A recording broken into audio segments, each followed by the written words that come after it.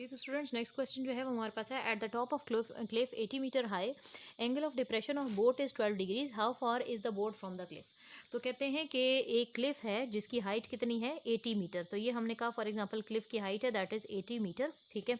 Angle of depression, अभी हमने पिछले क्वेश्चन में एंगल ऑफ एलिवेशन पढ़ा था। एंगल ऑफ डिप्रेशन कहाँ पे ऑफ बोट इज 12 डिग्रीज। तो देखें यहाँ से कहते हैं कि इस क्लिफ के पास कहीं ना कहीं ग्राउंड पे यहीं पे क्या होगी, कोई बोट होगी। ठीक है। तो कहते हैं इसके टॉप से डिप्रेस यानी नीचे की तरफ देखें तो हमारे पास एक बोट है जिस पर जो एंगल बन रहा है दैट इज 12 डिग्रीज। तो हम एक ना ऐसे डॉटेड लाइन बना लेते हैं। ठीक है। और बना लेते हैं, हम कहते हैं कि क्लिफ से बोट तक का जो डिस्टेंस है उसके लिए हमने ये लाइन बना ली। ठीक है। क्लिफ के टॉप से उन्होंने कहा क्लिफ की हाइट कितनी है 80 मीटर। तो क्लिफ के टॉप से बोट, यहाँ पे कोई बोट है, उस पे जो है वो हमने एक लाइन बना ली। अब वो कह रहे हैं कि इसके टॉप से यानी यहाँ जो बंदा खड़ा होगा वो जब ज़मीन पे या ज़मीन पे नहीं देख रहा, वो कहाँ देख रहा है, वो बोट पे देख रहा है। तो बोट पे जो देखेगा तो ये जो नीचे की तरफ आपने एक डॉटेड लाइन बनानी है क्लिफ की हाइट के सामने, वहाँ से इस तक। ठीक है। जो एंगल बनेगा इसको बोलते हैं एंगल ऑफ डिप्रेशन। ठीक है। डॉटेड लाइन के सामने वाले से नीचे की तरफ आपने एंगल बनाना है यहाँ तक। तो ये कितना है जी, एंगल ऑफ डिप्रेशन किसका, बोर्ड का। कितना एंगल है जी, 12 डिग्रीज। कोई भी नाम दे दें, अल्फा का नाम दे दें फॉर एग्जांपल। आपको ये पता होना चाहिए जितना एंगल ऑफ डिप्रेशन होता है उतना ही यहाँ पे एंगल ऑफ एलिवेशन होता है। ठीक है। तो ये भी अल्फा कितना हो गया, 12 डिग्री। ठीक है। तो आप इसको अगर अल्फा नहीं कहना चाहते, सिर्फ 12 डिग्री कह रहे हैं, तो ये भी वही होगा, alpha is equals to 12 degree. ठीक है जी। जितना एंगल ऑफ एलिवेशन होता है उतना ही एंगल ऑफ डिप्रेशन होगा उसी पॉइंट पर। यानी अगर यहाँ से क्लिफ के आप ऊपर से जो है ना बोट की तरफ देखें या बोट से जो है ना वो आप क्लिफ की तरफ देखें, दोनों का एंगल सेम बनेगा और वो कितना होगा, 12 डिग्री। ठीक है। How for is the boat from the Cliff. Boat जो है वो क्लिफ से कितना दूर है, यानी ये साइड फाइंड करने को। इन स्टेटमेंट से actually diagram banana is the most important thing. तो वो कह रहे हैं ये साइड हमें निकाल के दिखाएं। ठीक है। अब ये कौन सी साइड है ये हमने जज करनी है। देखें हमें अल्फा पता है, ये साइड पता है, तो अब इसको लिखना है। अल्फा है तो इसके जो है ना एक करस्पॉन्डिंग ये है नीचे, तो इसको आप मर्जी है आपने जो भी नाम देना है। अगर भी देखें मैंने ये अल्फा कहा है तो इस साइड को फिर मैं ए कहूँगी, और फिर अगर इस अंदर वाले एंगल को अगर बीटा बेशक ना कहें, फिर इसको कोई भी नाम दे दें। फॉर एग्जांपल मैं इसको कहती हूँ ये बी एंगल, बी साइड है। ठीक है जी। नियम हमें पता है कि ये कितना एंगल है, 90 डिग्रीज। क्यों, क्योंकि क्लिफ से अगर ज़मीन पे कोई भी चीज़ देख रहे हैं तो बेस के एंगल कितना बनेगा, 90। ठीक है जी। तो क्या पता है हमें, एक एंगल ऑफ डिप्रेशन पता था जिसका हमने एंगल ऑफ एलिवेशन बना दिया दैट इज़ 12 डिग्रीज। इसके अलावा क्लिफ की हाइट पता है दैट इज़ 80, और हमें ये साइड फाइंड। देखें अगर हमें ये साइड फाइंड करनी होती ना तो हम फिर साइन कॉज में से कोई लगाते जिसमें हाइपोटेन्यूज आता है, लेकिन हमें ये बेस फाइंड करनी है। ठीक है। बेस और क्या गिवन है, परपेंडिकुलर। तो बेस और परपेंडिकुलर वाला कौन सा ट्रिग्नोमेट्रिक फंक्शन होता है, तो वो जी tan ही होता है। तो tan alpha is equals to through proper brushing, यानी कि परपेंडिकुलर बाय बेस। ठीक है। तो परपेंडिकुलर कितनी है जी, परपेंडिकुलर है जी 80, और बेस हमें फाइंड करनी है दैट इज बी। ठीक है। और अल्फा हमें पता है दैट इज 12। तो tan 12 is equals to 12 degrees is equals to 80 divide by b. B divide हो रहा है, उधर चला जाएगा तो मल्टीप्लाई हो जाएगा, और tan 12 जो है ना वो अगर इधर ले आए तो tan 12 इसके नीचे क्या हो जाएगा, डिवाइड। ठीक है। तो b is equals to 80 divide by tan 12।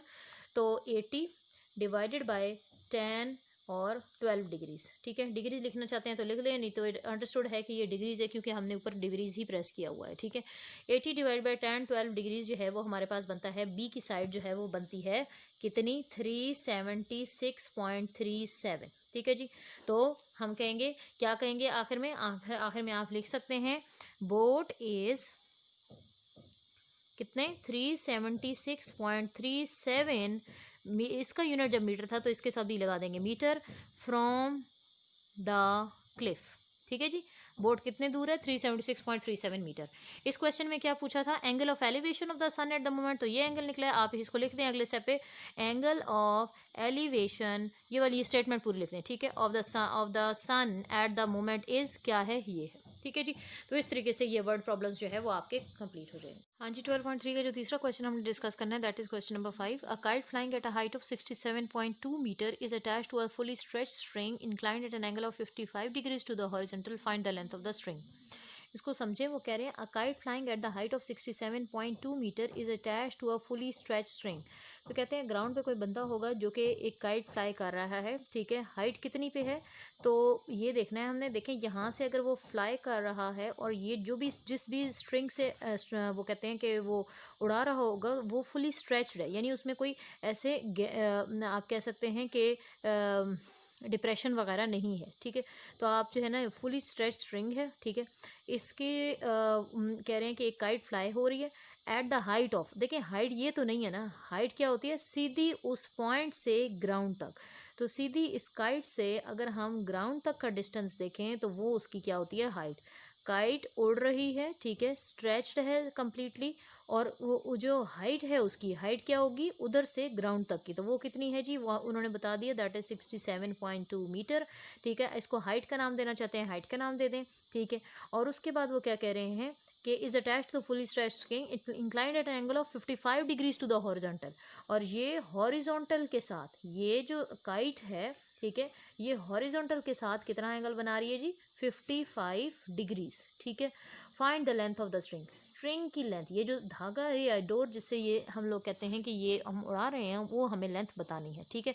इसको कोई भी नाम दे दें, लेंथ है तो एल नाम दे दें, इट्स अप टू यू, ठीक है। तो अगर मैं लेंथ को एल नाम दे देती हूँ, ठीक है, और इस साइड को मैं इस पॉइंट को ए कह दूँ, इसको बी कह दूँ और इसको सी कह दूँ, आपकी मर्जी है, ए बी सी कह दें, अल्फा बीटा गैमा कह दें। अल्फा बीटा गैमाज एंगल होते हैं और ये हमारी साइड्स होती हैं, ठीक है। तो अगर इन वर्टिसेस को नाम देने हैं तो आप ए बी सी भी नाम दे सकते हैं। तो अगर मैं इसको ए बी सी कह दूं तो ये हमारे पास जो एंगल है, ठीक है, इसको कोई भी कह दे, जरूरी नहीं है कि आपने इसको अल्फा कहना है, आप थीटा भी कह सकते हैं, आपको बताया था। और ये हाइट है तो हाइट को हमने एच है तो एच कह दिया, ठीक है जी। अब फाइंड क्या करना है, फाइंड करनी है लेंथ ऑफ द स्ट्रिंग। तो अब हमने सोचना है कि वो कौन सा ट्रिग्नोमेट्रिक फंक्शन है, इसके लिहाज से इसके सामने वाली जो होगी वो होगी परपेंडिकुलर, और जो एडजेसेंट होती है वो तो होती है बेस, लेकिन ये जो स्लैंटिंग होती है ये इसकी हाइपोटेन्यूज होती है, यानी कि हमें ऐसी चाहिए जिसमें परपेंडिकुलर भी हो और कौन हो, हाइपोटेन्यूज भी हो। तो ये जी साइन फंक्शन एक ऐसा होता है, क्योंकि हमें पता है साइन सम पीपल हैव, यानी कि sine is equals to perpendicular by hypotenuse. तो साइन जो है वो हम ले लेंगे, तो हम कहेंगे we know sine theta is equals to perpendicular by hypotenuse, ठीक है जी।